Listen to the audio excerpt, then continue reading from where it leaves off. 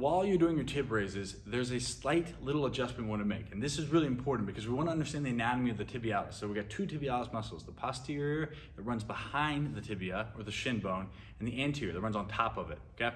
So when we're doing our tib raises, typically what people think about is they're just pulling the toes up, right? They're just yanking on those toes. And you think the tib goes down here, attaches there. You can see this juicy tib, goes down across the front and helps lift the bottom up, as well as the extensors. But since people don't have a really good understanding of what the muscles of their feet and ankles are supposed to do, they don't have a good way to differentiate that, they tend to just do it all. They flex their leg and they pull it all up.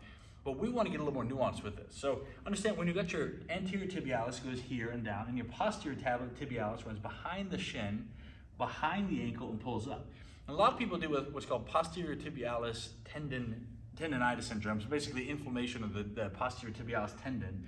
And so they're training it, but they're never really getting that engagement. So what we want to do is when you're doing your tibialis raises, I want you to think about pulling from the bottom of your feet. It's gonna be a little weird.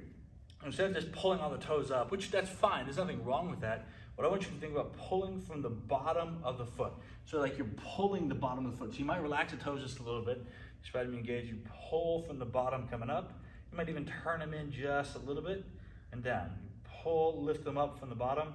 It's hard because with this foot and ankle stuff, we have to work on coordination and differentiation of all these muscles. And so you may cramp, you may feel some weird movements, but think about this. Keep the toes spread, lift, and then turn the toes in a little bit and pull back up, lift up.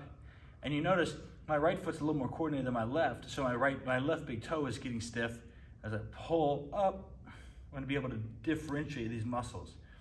Lift, pull, but pull from the bottom of that foot, right? So that's gonna be what you wanna focus on when you're doing this. And as you get better and better at doing that, you're gonna be able to develop the strength in the posterior tibialis and get that foot and arch to form up underneath.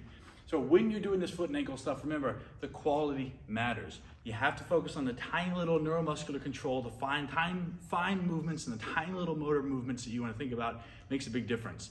You do that, you'll have a much better success rate with these tib raises, develop posterior tibialis.